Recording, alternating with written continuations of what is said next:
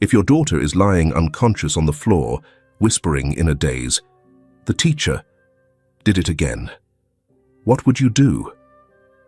A mother begins to follow the small signs: an untouched lunchbox, averted eyes, and childish words that make it seem like it's all her fault.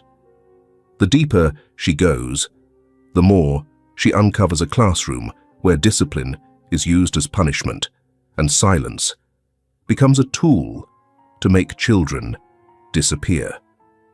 This is the journey of a mother finding her daughter's voice again, and the voices of children who have never been named. Winter clouds hung low, threatening to fall upon the town of Elkridge. The streets were deserted, save for the sound of tires swerving across the cold, wet asphalt, reflecting the pale yellow streetlights. Jenna Riley arrived at the end of Grant Street a little after 5 in the afternoon, so exhausted that she forgot to turn off the car as soon as she parked in front of her house. Her blue clapboard house, nestled beside a row of gaunt elm trees, was as quiet as ever. But as Jenna approached, something felt subtly off. The front door was ajar. No wind. No one outside. Everything around her was buried in a suspicious stillness. Jenna entered, her footsteps hesitant on the cold wooden floor, as she called out, "Abby." No reply. The kitchen light was on. On the table, a cookie jar stood open, half finished, a few crumbs scattered on the floor. A stuffed fox, Abby's inseparable friend, lay tossed beside the sofa leg. Jenna moved closer, her heart clenching as she saw a small hand dangling from behind the back of the sofa. "Abby?" She rounded the sofa, dropping to her knees. Her daughter, 9 years old, was curled up in a ball.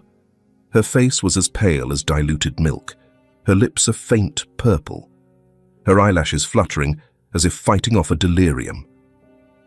Her head rested against the leg of the sofa. Her eyes were partly open, but her gaze was empty, as if no one was home. A vague, almost absurd thought flickered through Jenna's mind. Had she been sitting there for a long time? There was no TV sound, no familiar background music that Abby always played while doing her homework. The whole house felt drained of life. No sound, no warmth. Only a thick silence that was tightening around everything. Jenna lifted her daughter's head, her hands fumbling to check her pulse on her tiny wrist. The pulse was weak, trembling like an overstretched thread. Abby murmured something unintelligible, then her mouth opened slightly again. A whisper escaped her lips, blurred like condensation. "The teacher did it again." Jenna froze. Her hand went rigid on her daughter's chest. She didn't ask again. Couldn't. Didn't have time. Her other hand grabbed her phone. The screen trembled beneath her sweaty fingers. She dialed 911 and, immediately after, the number for the Elkridge Town Police. The two calls ran parallel, like two blood vessels throbbing wildly in her head.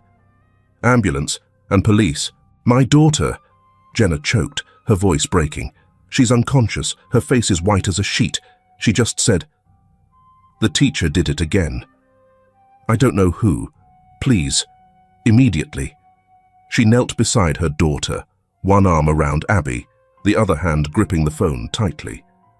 She tried to keep Abby from getting any colder, from sinking any deeper into her daze.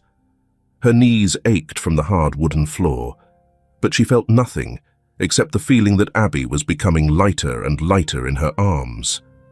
She whispered constantly, "Honey, it's Mommy. Mommy's here. Can you hear me?"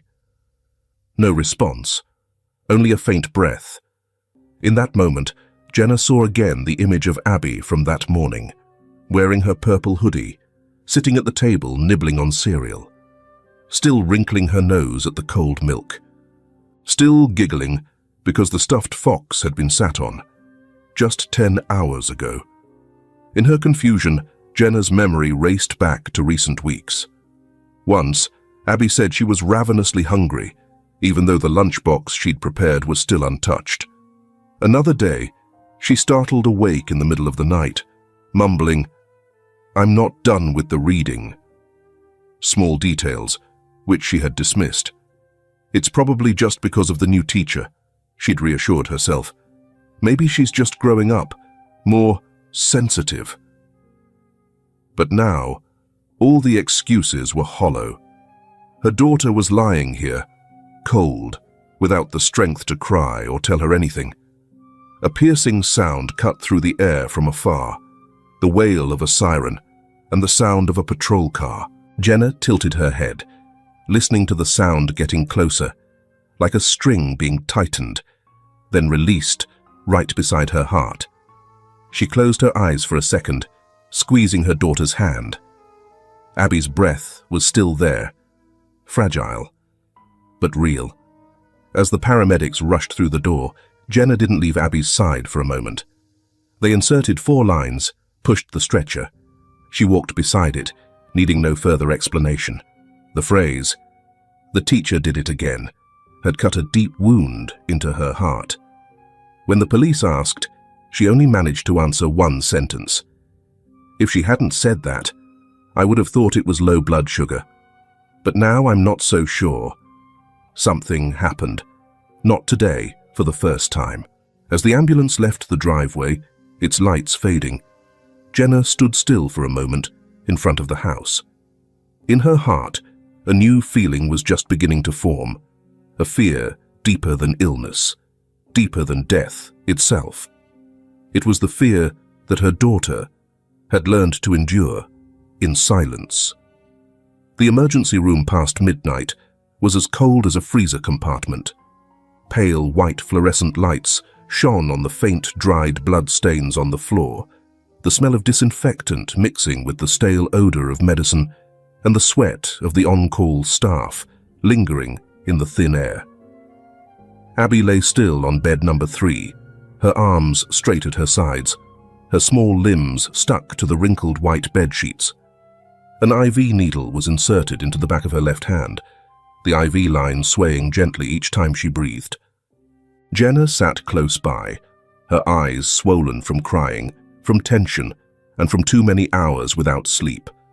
Every time Abby frowned or moved slightly, her heart seemed to stop. A young doctor entered, nodding slightly to her. His voice was tired, but not lacking in patience. There are no internal injuries or signs of impact. Her heart rate has stabilized. He paused for a moment, then spoke more slowly. Fainting, due to severe hypoglycemia, combined with acute nervous stress. She probably hadn't eaten anything for many hours. Jenna clasped her hands together. She always takes her lunchbox to school. I prepare it every morning. Today too. She may not have eaten, the doctor said, not for physical reasons, but emotional ones. Children will sometimes refuse to eat when under psychological pressure. The statement struck Jenna like a blow, rougher than any medical diagnosis. She turned to look at her daughter, her pale face, dry lips, cheeks slightly sunken. That small body had depleted its own energy without anyone noticing. A nurse came in to change the IV drip. Jenna stood up to make way, but suddenly heard a small, whistling groan. "Mom?" Jenna leaned down immediately, her hand gripping her daughter's hand tightly. "I'm here, Abby. You're awake. I'm here." Abby's eyes fluttered open, cloudy, not yet regaining focus. She looked past her, as if trying to distinguish reality from dream. After a moment, she pursed her lips slightly, exhaling a small breath. Jenna gently asked, "Do you remember what happened?"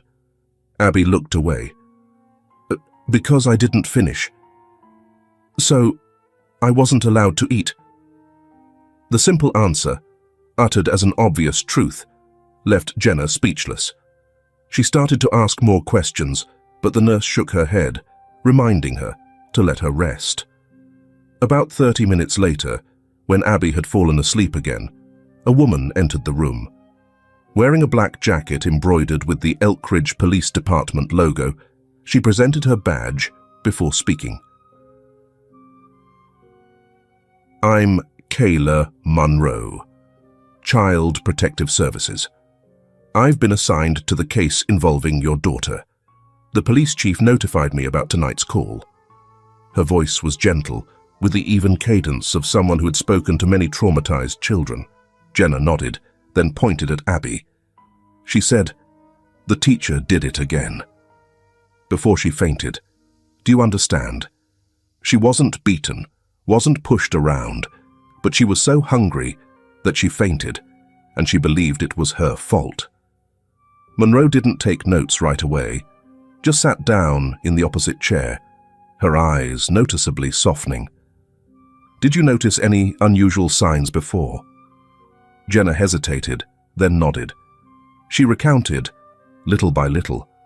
Some days Abby came home early saying, "I already ate." But her stomach was rumbling. Some days Jenna found a few cookie crumbs hidden in her daughter's pocket. Once, she found the lunchbox completely full, unopened, with only small fingernail scratches on the plastic surface. And the way Abby asked, "Can I eat yet?" as soon as she got out of school, as if waiting for an order from someone. "At the time, I didn't think much of it," Jenna quietly admitted. "I just thought maybe she was a picky eater." Monroe took brief notes, then asked, "Who is Abby's home room teacher?" "Paul Rivers, 3B. A slight nod, expressionless. "I need to ask you for some photos of the lunchbox, text messages, anything relevant. And if possible, tomorrow I'll go to the school to work with the principal." Jenna nodded. She didn't have enough words to describe her feelings. Her head felt foggy, as if she was floating in a real dream. Police, nurses, cold light. It was all real. But the most unbelievable part was precisely the small things she had overlooked. Near dawn, when Monroe had left, and the nurse had finished the last round of checks, Jenna dozed off for a few minutes beside Abby's bed. A light sound woke her up. Abby opened her eyes, looking up at the ceiling, whispering, "Mum?" "Yes?" "I'm here." Abby blinked, longer than usual, then turned to her. "Mum, I'm sorry." "What are you sorry for, honey?" The little girl swallowed hard, her lips pursed. A moment later, Jenna heard, as soft as a breeze, "I asked the teacher, but he said I wasn't worthy yet." The sentence was like a cold cut running down Jenna's spine. No shouting, no anger, only a dull ache spreading from her chest, pain for a child who had been taught that she wasn't qualified to be fed. She didn't answer, just hugged Abby tightly, and in that silence, the initial fear transformed. It was no longer a biological fear, no longer just because Abby had fainted, but a new kind of fear that the entire system around her daughter was teaching her to accept being abandoned as something natural. A child doesn't need to be beaten to feel pain. She just needs to believe that she isn't allowed to exist. Elkridge Elementary School greeted the morning in a veneer of artificial peace. Thin sunlight shone through the maple trees that hadn't yet lost all their leaves, pale yellow light falling on the dewy schoolyard. The sound of children cheering, running around the playground, the sound of the bell ringing for class as usual, regular, clean, and nothing suspicious. But as she walked through the hallway of the third grade area, Jenna Riley felt a different atmosphere. Here, there was no laughter, only the sound of even footsteps, the sound of chairs being pulled out neatly, and the sound of pencils tapping on desks in rhythm like soldiers. Class 3B was at the end of the row, in the left corner of the second floor. In front of the door was a wooden sign that read, "Self-respect, discipline, achievement." The three words were printed in bold, in a straight line, like the slogan of a training unit, rather than a classroom for 9-year-olds. Jenna took a deep breath and knocked on the principal's office door. Principal Carl Harmon greeted her with a social, polite, but cold smile. "I know you're very worried about Abby. We too were surprised and sorry about it. "I didn't come here to hear generalities, Mr. Harmon," Jenna said, her eyes not blinking. The girl said before she fainted that the teacher did it again. "I need to know what happened and is happening in class 3B. Mr. Harmon lightly smoothed his tie, trying to keep his voice calm. "I believe that Mr. Paul Rivers didn't do anything beyond the regulations. He is a teacher with excellent achievements who has received awards from the county.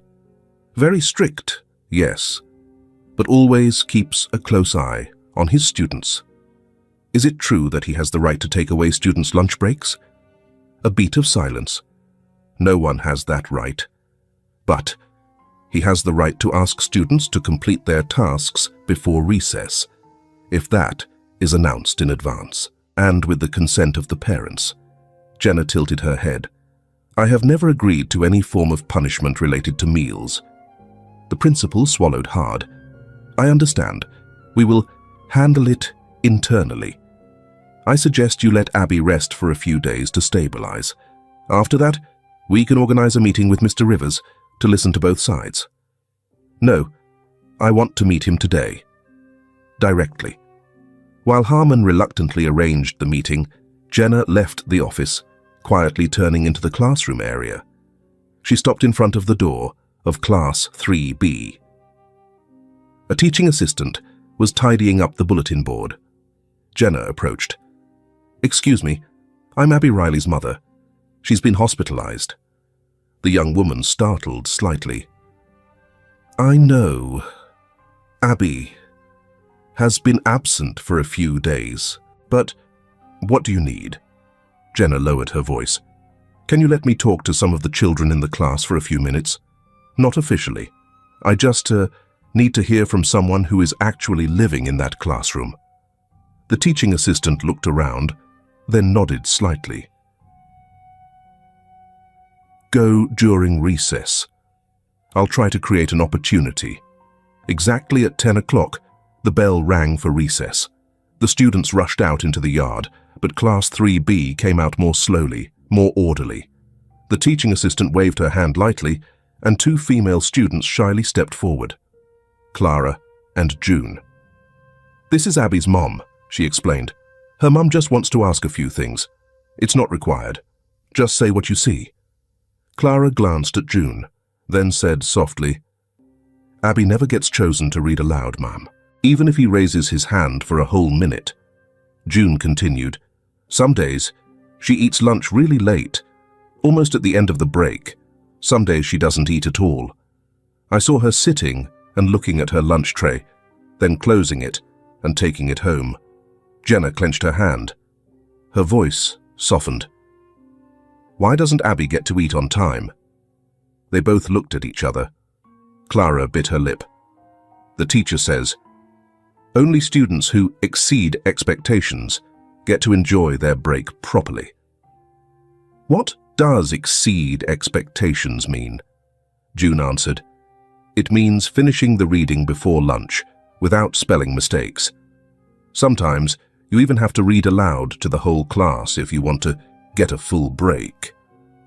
Jenna felt like she had just swallowed an ice cube. She nodded, thanked the two girls, and left the hallway. Her footsteps were no longer steady.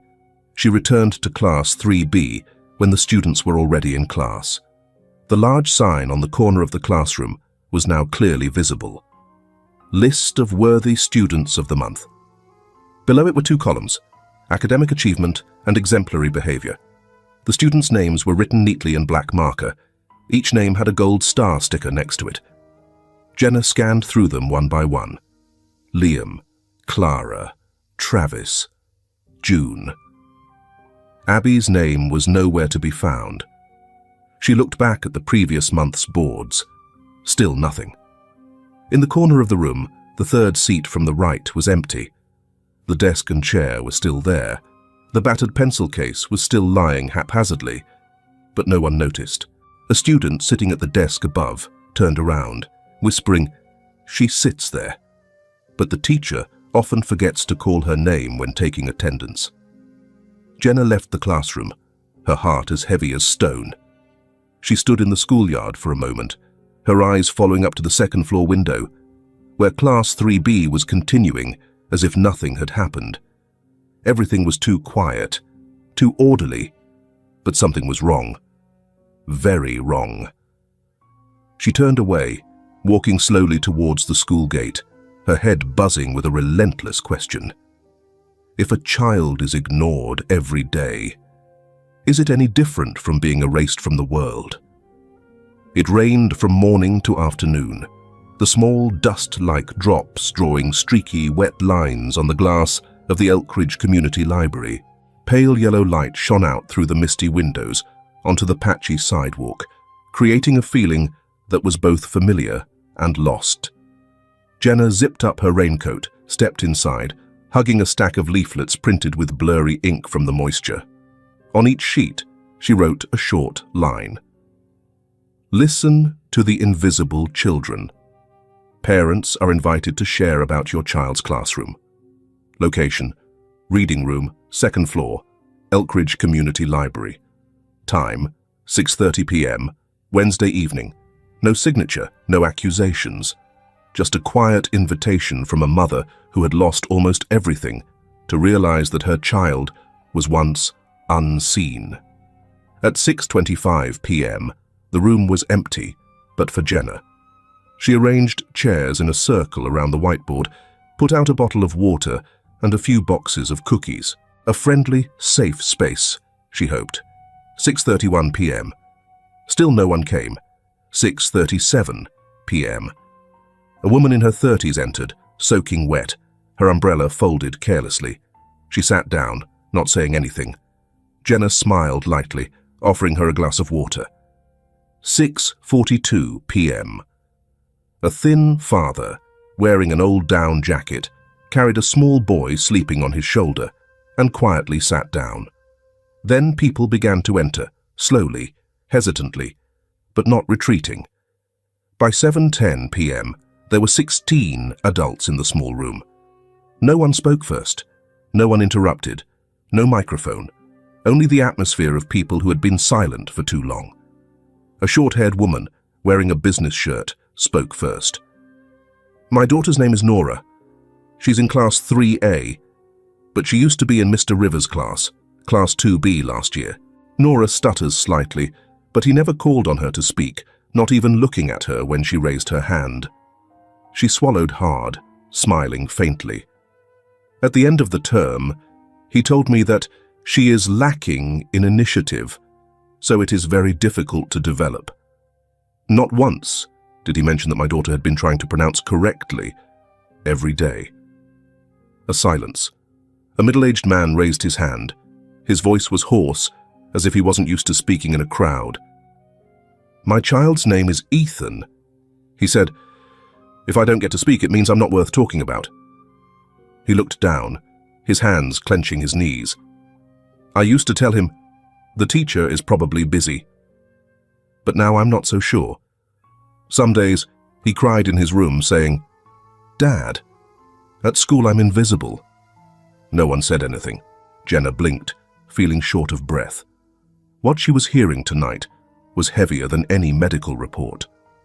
An older mother said, her voice small, my son writes slowly. Mr. Rivers often asked him to rewrite his writing during lunch break. Every time, he brought his lunchbox home untouched. She looked up, her eyes red. I used to think, maybe he's not hungry. But what third grader isn't hungry at 12 noon? Another parent chimed in, for the first time bursting with anger. Why would any teacher think that children have to be worthy to get a break, to eat, to speak? They are human beings. They need to grow up, not be evaluated step by step like a hurdle race. After an hour and a half, the room was no longer a meeting. It was like a confessional, not because anyone was wrong, but because everyone had been silent for too long.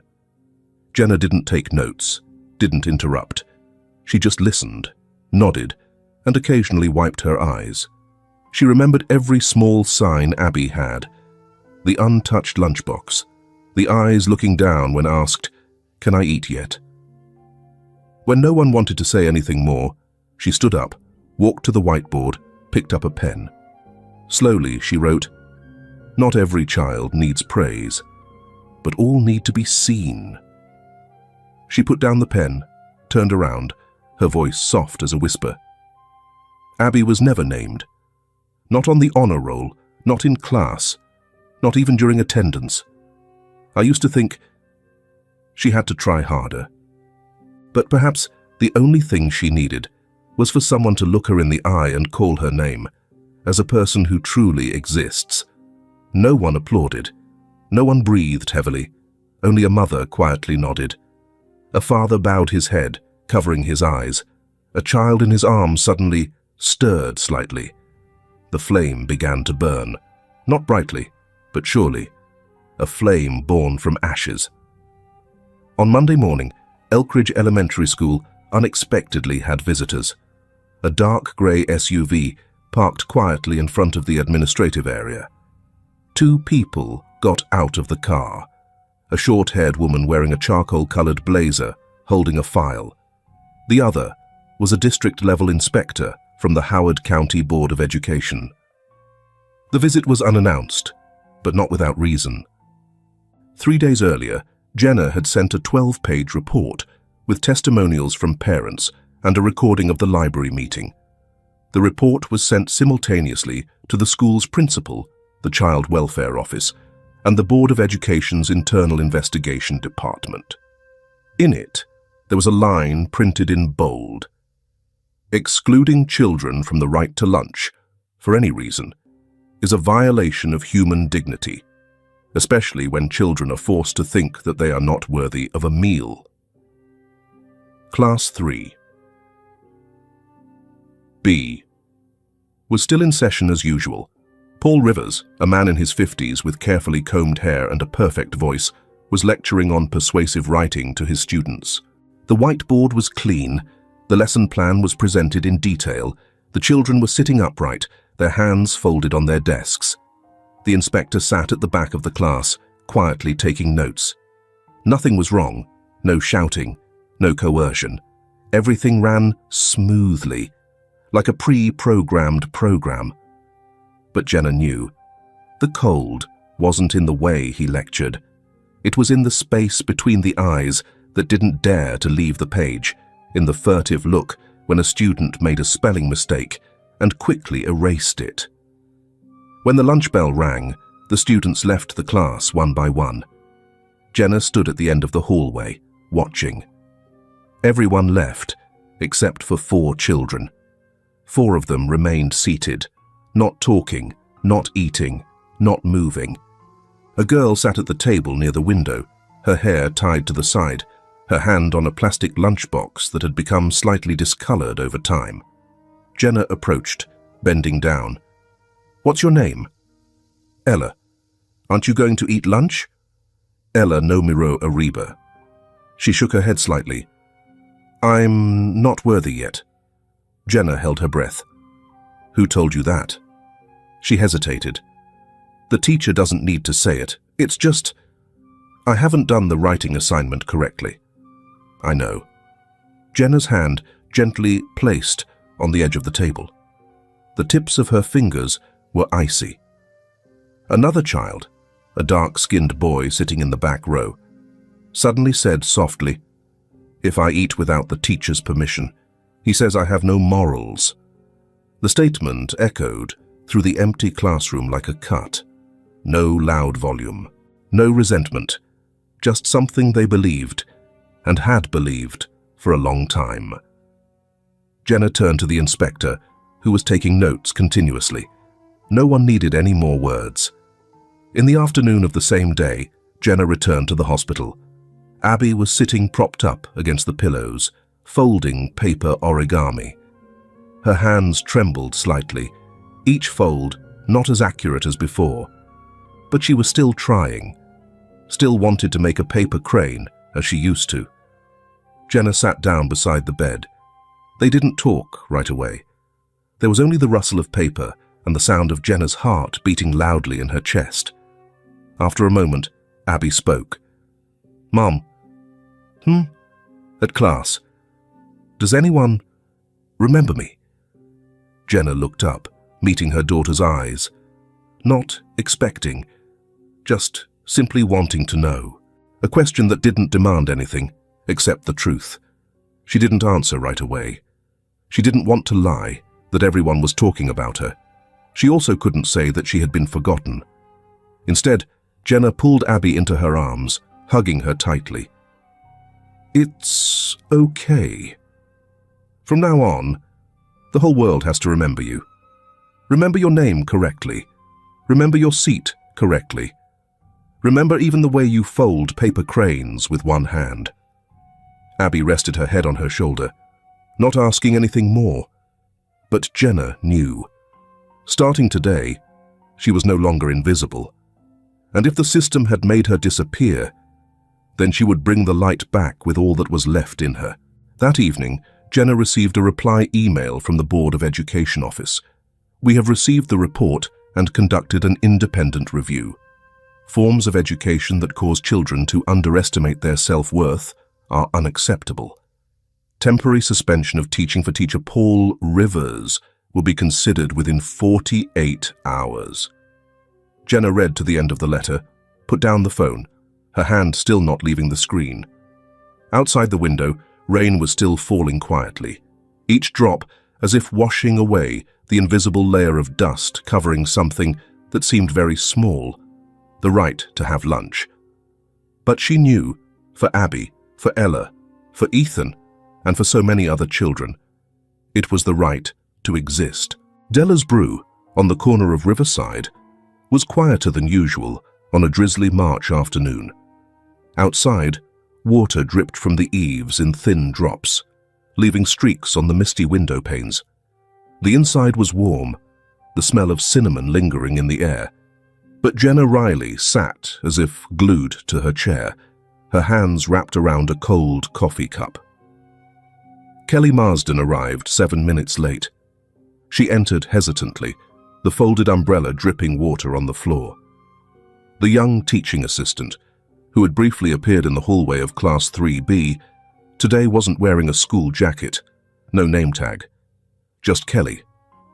She sat down, took off her gloves, not speaking right away. Jenna started first. "I didn't call you here to accuse you. I just want to understand." Kelly looked down at the tea she had just ordered, then looked up, her eyes not blinking. "I know." After a moment, she spoke softly, her voice even as if reading from a manual. "We are asked not to interfere with Mr. Rivers's teaching methods. Specifically, do not remind, do not modify, do not interfere when he is instructing students." "Who asked you to?" Kelly hesitated. "Principal Harmon. There is an internal document, not public, but all assistants are reminded of it when they take the class. Anyone who doesn't like it can switch to another grade level. Have you ever tried to object?" "I once wrote an internal report when I saw a girl crying because she was being starved in the middle of class. I wrote that she should be allowed to eat lunch regardless of her academic progress. The following week, I was transferred to administrative support for half a day." She shrugged, smiling wryly. "They call it a soft transfer." Jenna sat still, her head seething. She took out her phone, typing quickly a few keywords. Carl Harmon, Paul Rivers, Elkridge Teachers College, class of 1990 to 1994. The results came up, a blurred photo from an old newspaper article in which Harmon and Rivers stood side by side at graduation. Graduated together, same time. In the photo, Rivers smiled faintly, while Harmon stood behind, his hand on his shoulder like a protector. Jenna continued to search further. Through local archived news, she found 2 cases of students being suddenly transferred out of Rivers' class in the last 3 years. Reason for withdrawal: not suited to current learning methods. No lawsuits, no disputes. She wrote down the parents' names. One name stood out: Sharon Delacroix, a mother who had written a sharing article about passive violence in elementary school a year ago. after which the article was removed from the school's website. Jenna followed up on the contact information, taking almost 2 hours to connect. Sharon answered the phone in a dry voice. "I didn't think anyone would dare to call back because of that. I'm Abby Riley's mother. She's in the hospital with hypoglycemia after not being allowed to eat lunch on time for many days. Also, a student in class 3B. A silence. I understand. I used to think my child was too sensitive. But then, she said that if she didn't finish the describe the object assignment, she wouldn't be allowed to go to the bathroom during class. Did you report it to the school? Yes. They said they would clarify, then never contacted me again. I withdrew my child from the school 3 weeks later. Why didn't you speak out? I tried. They said, parents are slandering the school. Then an old classmate of my husband's, also on the board, said privately, it's best to leave it alone if you don't want your child's name to be associated with the word troublemaker forever. Sharon's voice dropped. They don't need to speak loudly. They just need to suggest the right place, and everyone will retreat on their own. That evening, Jenna sent a letter requesting a copy of Elkridge School's internal regulations under the name of a parent. She received a response after 48 hours, a long set of documents, mostly familiar rules, classroom rules, teacher rights and responsibilities, behavior modification policies. But at the end of section 3.4, page 17, there was a small paragraph that she stopped at. Teachers may apply non-violent behavior modification methods to students, appropriate to the characteristics of each class, to maintain an effective learning environment.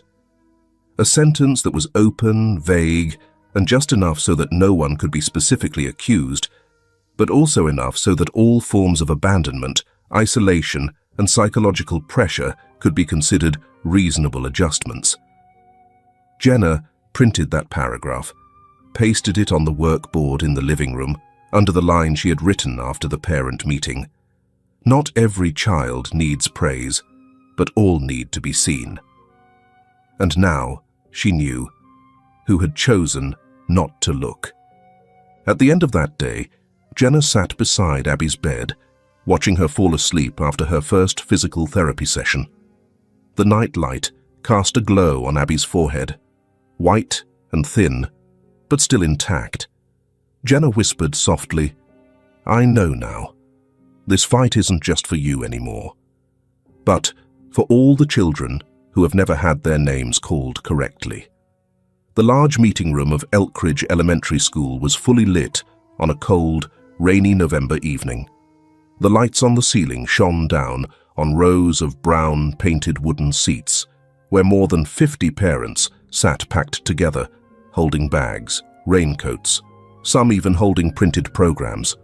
School board meeting, November. Principal Carl Harmon sat at the head of the board table, looking calm, his tie neatly fastened. To his left was a representative from the Howard County Board of Education. To his right were 2 veteran teachers. At the end of the table, in a dark grey suit, Teacher Paul Rivers sat quietly, his hands crossed in his lap, his eyes still. Jenna sat in the third seat from the end, next to Sharon and some other parents she had met at the community library. On Jenna's lap was a blue notebook, the edges worn, Abby's diary. Her hand gently placed on the cover, her head bowed, as if preparing to step into a deep, cold water. The first 15 minutes of the meeting passed in procedure: budget reports, sports field repair updates, calls for Christmas season volunteers. No one mentioned Class 3B, not a line about Abby. Then the moderator's voice rang out. There is a free speaking from parents section in the last 20 minutes. If anyone wants to share, please come forward. No one stood up right away. Jenna looked down at the notebook, her hand open to the page with the scribbled writing in pencil. I hate Tuesdays, because it's the day I don't get to eat, because Tuesday is the day the teacher looks past me 3 times without calling me. I think, if I don't speak, don't raise my hand at the right time, then I'm not there anymore. She stood up. The sound of the chair being pulled back was soft, but searing. She walked to the middle of the room. No one applauded. No one stopped her. Only the light shone down on Jenna's shoulders as she placed the notebook on the speaking platform. Her voice broke from the first sentence. I'm Jenna Riley, mother of Abby Riley, a student in class 3B. The meeting room was silent. My daughter is still recovering in the hospital with hypoglycemia and exhaustion. She once said, I'm sorry, Mum. I'm not worthy to have lunch. I thought it was a hallucination. But then I read her diary. The room was so quiet that you could hear a sigh coming from the 4th row. Jenna tightened the cover of the notebook, her eyes sweeping across the room. Do you know how many children are feeling like they don't exist, just because they're not good enough, according to some vague standard set by adults? A man raised his hand from the middle row. He stood up, slightly sharply. I'm sorry, but this is a child's words, in a diary. There is no specific evidence that Abby was treated differently. Jenna didn't react, but from the left row, Sharon stood up. My name is Sharon Delacroix. My daughter used to be in class 2B with Mr. Rivers. She was forced to redo the assignment during lunch, denied going to the bathroom if she hadn't completed her performance. I didn't record it, but I withdrew her from the school, and I haven't seen her cry for fear of class since then.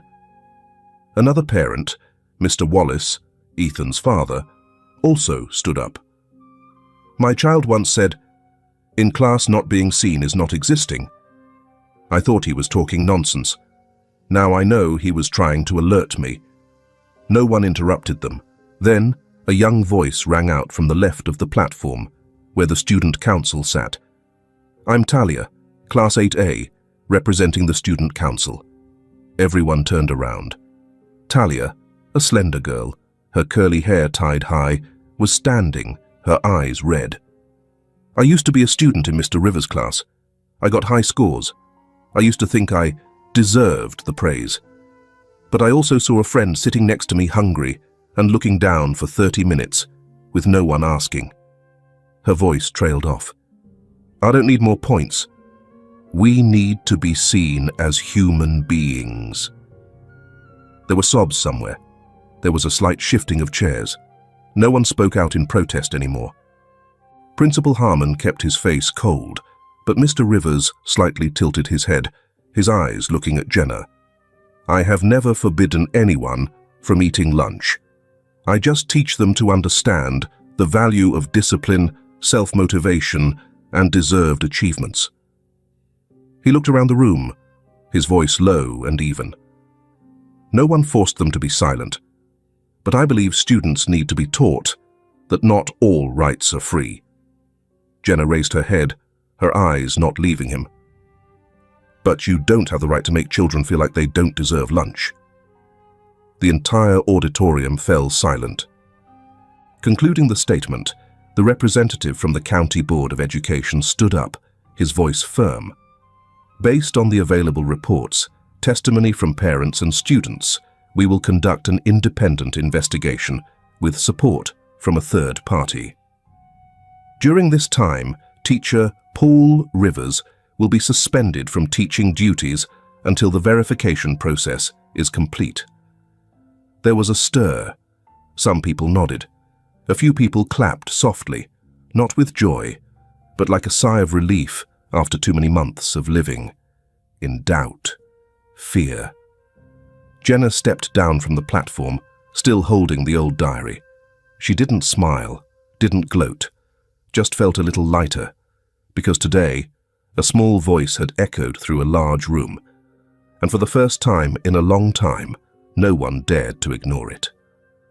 November gradually passed, bringing with it winds as sharp as razors, scraping across the eaves of Jenna's house every morning.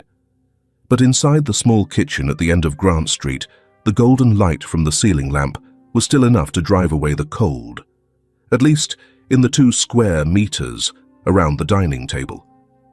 Abby had been home for 6 days.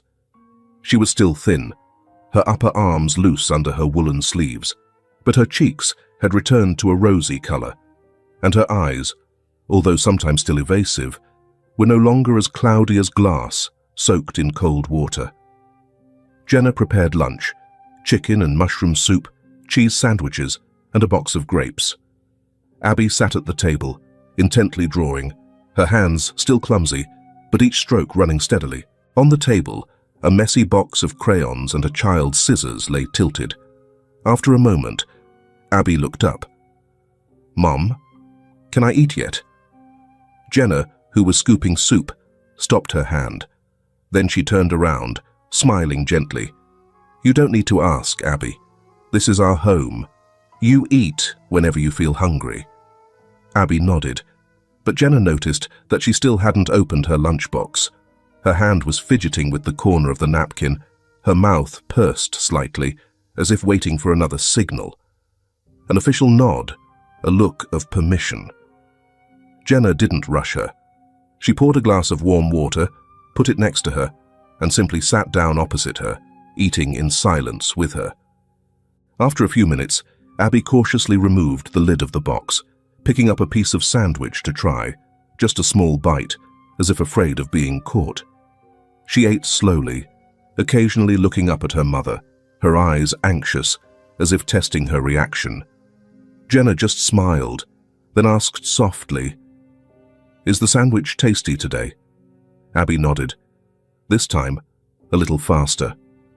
A crumb of cheese stuck to the corner of her mouth, and Jenna reached out and dabbed it lightly, that small gesture making her eyes light up. In the afternoon, Lana, a third-year education student volunteering as a tutor, came to the house. The girl had bright brown dyed hair, wore round glasses, and always carried a canvas bag printed with a sleeping cat. Lana didn't teach by the book. She talked to Abby through watercolors, through handmade stickers, and the game Find the Word in the Picture. Abby didn't talk much, but for the first time she laughed out loud when Lana pretended to mistake the fox for a dog. The kitchen wall began to fill with paintings. Jenna used paper tape so as not to peel the paint. Each drawing was a tiny piece of soul being sewn back together. Besides painting, Lana started helping Abby practice rewriting the letters. She didn't make Abby write long rows. Instead, each session, Abby only wrote one single letter, but it was the letter she chose. One session, Abby chose the letter M. Lana asked why. She whispered, "Mom." The next day, Abby chose the letter F. Jenna guessed fox. Gradually, each letter appeared in the corner of the paper. M, F, A, H. Not forming words, but forming something important to Abby, something that only she understood. Lana called it Abby's alphabet and pasted it next to the drawing, creating a space of her own, where all spelling mistakes were forgiven. One day, Jenna was washing dishes when Abby ran up, holding a picture with both hands. "Mom, can I stick it on the fridge?" "Of course." The drawing was a simple scene, a girl sitting eating lunch. On the left was a long-haired mother. On the right was an orange fox smiling broadly. On the table were bread, soup, and grapes. In the corner of the picture, Abby wrote, "I get to eat." "And Mom smiles too." Jenna looked, her throat tightening. She stuck the painting on the refrigerator door, right next to the heart-shaped magnet that had peeled paint. "You know what? You draw very well. I think this painting should be kept forever." Abby smiled, then turned back to the drawing table. But when Jenna opened the drawer to put away the towel, she found an old painting, crumpled, the paper folded in 4, the edges smudged with pencil. She opened it. Her heart skipped a beat. A girl was sitting under the table. No face, no chair. On the table was a lunchbox, crossed out with 2 strong lines. In the left corner was a small line, If I'm slow, I don't get to eat. If I don't get to eat, I have to sit under the table. If I cry, the teacher won't look. Jenna sat down on the chair, her hand clenched. A burning sensation rose in her eyes. But she took a deep breath. This was not the time to cry.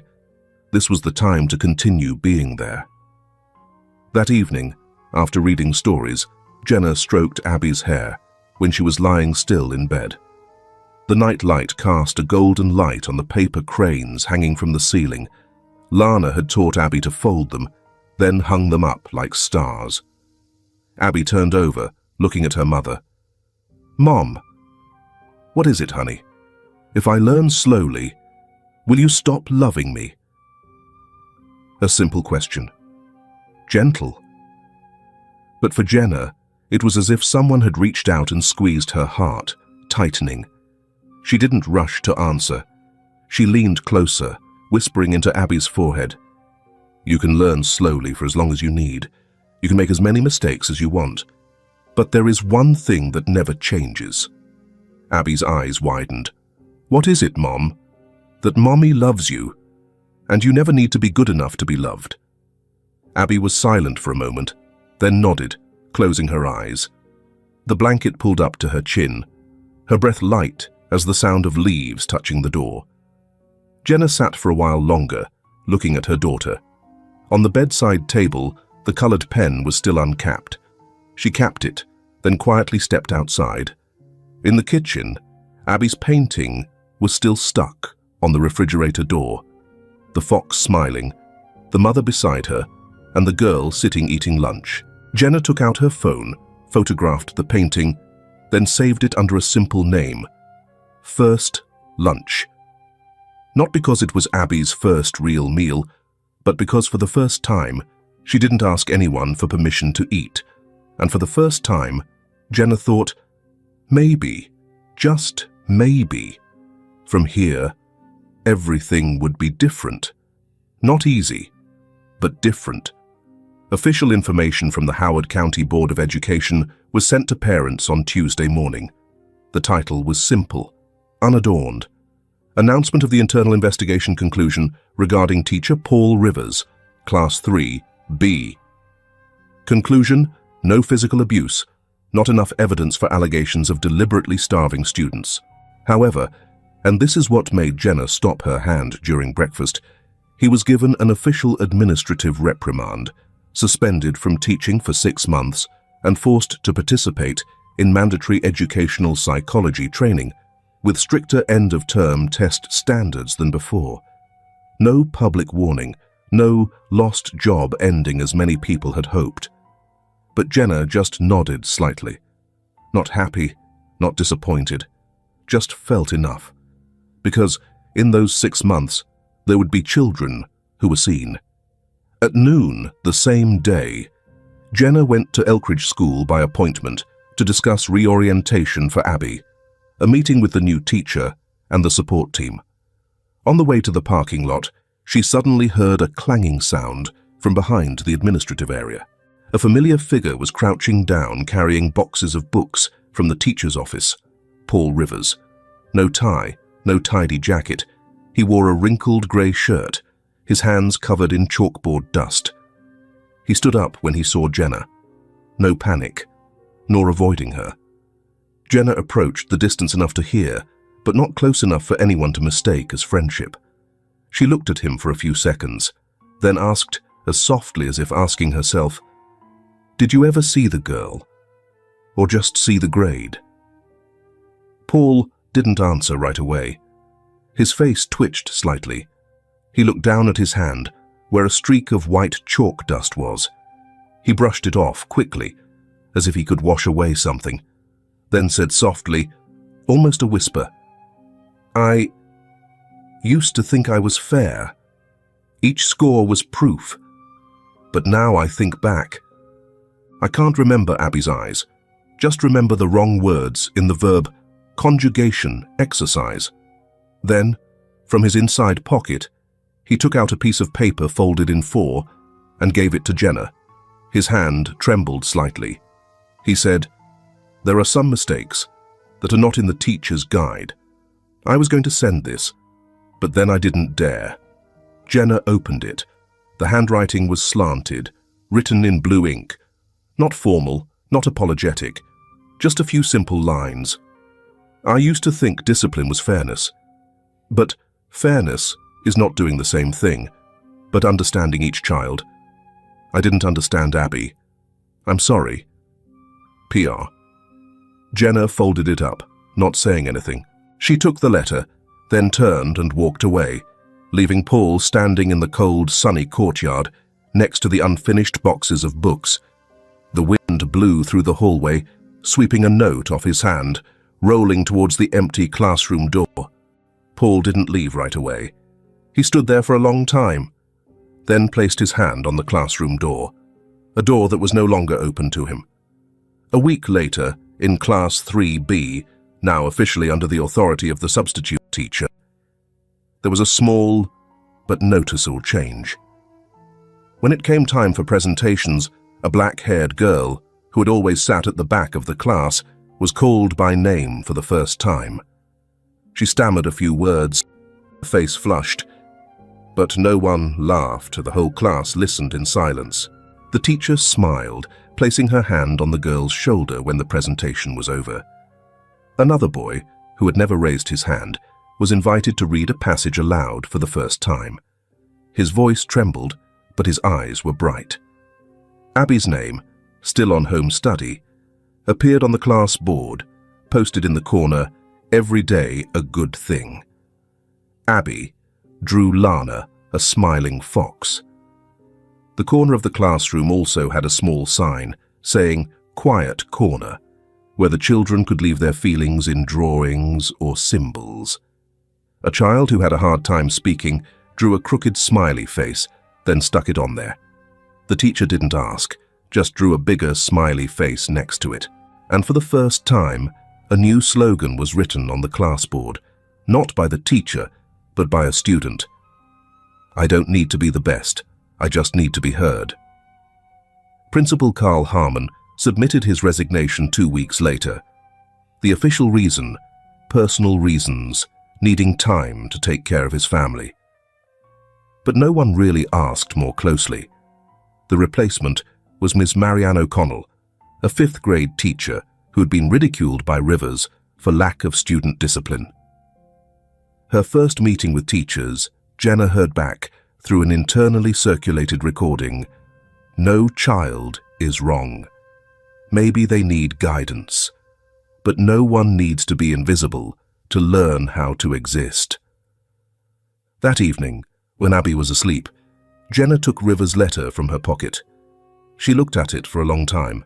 She didn't burn it, didn't publicize it, didn't post it anywhere, just simply stuck the piece of paper behind the refrigerator door, right next to the drawing of the smiling fox and the line Abby had written, "I get to eat. And Mum smiles too. Not to forgive, not to forget. Just to remember that. Sometimes silence is also a voice, if we know how to listen." A year passed. May in Elkridge came slowly but warmly, the sun as if softening because it knew how many small faces were waiting for it to rise to start the year-end school festival. The schoolyard was colorful, with flags and drawings, paper garlands hanging from the windows on the 2nd floor. On the makeshift stage, the teacher was adjusting the microphone. Parents gathered around the long rows of plastic chairs, holding cameras in one hand, hot coffee cups in the other.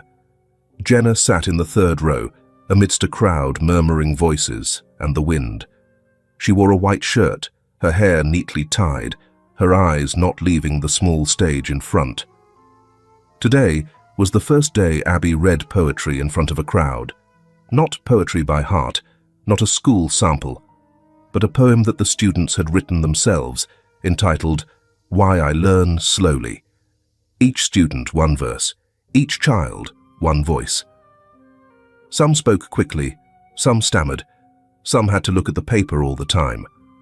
No one laughed, no one was urged on. When it was Abby's turn, the space seemed to fall silent for a beat. The girl wore a striped purple plaid dress, her hair braided on both sides. Her new glasses were bigger and rounder. Jenna could clearly see her hand trembling slightly when she held the paper, but her eyes, those eyes were no longer evasive. Abby took a deep breath, then read, each word, slowly and clearly. I learn slowly, because I think long, because I want to be sure that I understand what she says. I learn slowly, but I'm also hungry, and everyone needs to eat when they're hungry. The wind gently swept through the schoolyard, carrying the smell of drawing paper, the smell of damp grass, and a hint of cookies from the student food stalls. Jenna looked around, seeing a father holding his child's hand tightly, a mother taking a tissue to quickly wipe away tears. No one said anything, but many eyes were red, not with pity, but with seeing their own child, seeing themselves in Abby's slow and steady voice. Then bursts of applause filled the void. Jenna didn't clap, she just cried. Very softly, her hands clenched on her lap, her eyes blurred following her daughter's smile. After the program, the students rushed out into the yard like a flock of small birds. Abby didn't run as quickly as her friends. She walked towards Jenna, her cheeks flushed red from the sun or from pride. Jenna wasn't sure. Abby looked up, tugging lightly at her mother's sleeve.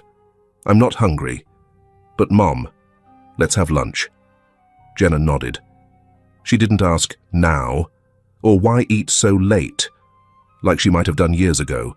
She just took out the lunchbox she had prepared that morning, egg sandwiches, sliced apples, and strawberry pie. Then both found a spot on the stone bench behind the library. The sun slipped through the young maples, leaving soft shadows on the lawn.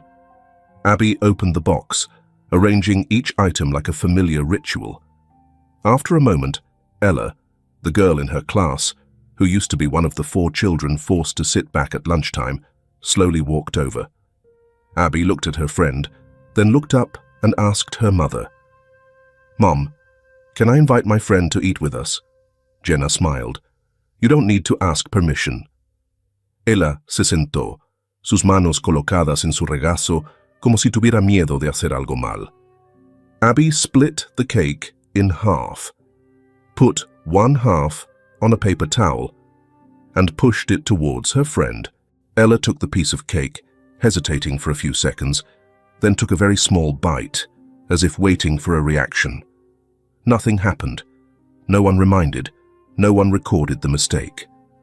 Ella looked up at Abby, and both burst into giggles, laughter that wasn't loud, but enough to make Jenna shiver. For the first time in a long time, the children's laughter in this schoolyard was not adjusted by a reminder to be quiet so as not to disturb other friends. The 3 sat eating. No music, no slogans, no titles. Only the sound of chewing, the sound of whispering, and no one had to wait to be allowed. On the sunny red brick background, Jenna watched Abby smile. Not the forced smile as before, but a natural, clear smile, as if the cracks in her heart had begun to heal. She turned away, blinking. Not to hide her tears, just to keep that moment for a long time.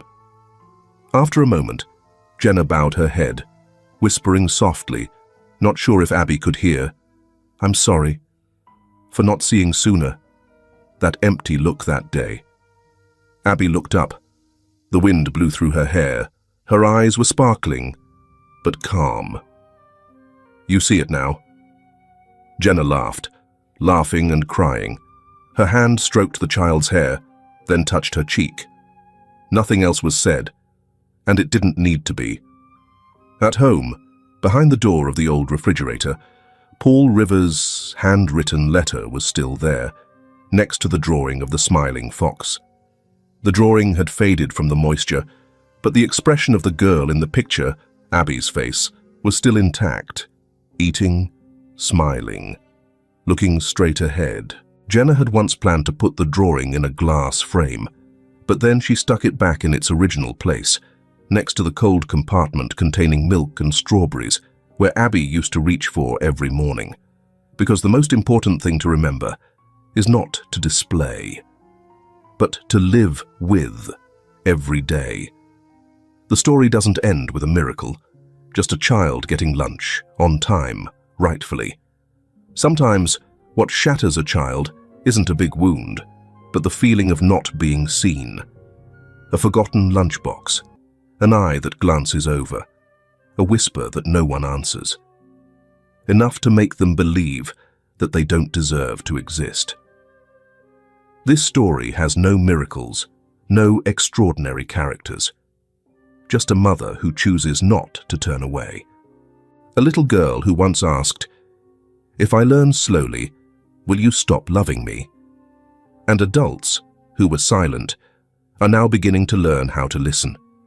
You may never have stepped into a cold classroom like that, but if you've ever felt like you had to be worthy to be cared for, ever braced yourself just not to be forgotten, then perhaps you will understand. Thank you for listening to the very end. If there is a child around you who is quieting their voice, shrinking back after being overlooked, I hope you are gentle enough to bend down and ask, "Are you hungry?" Because sometimes a timely lunch is how to begin saving a life.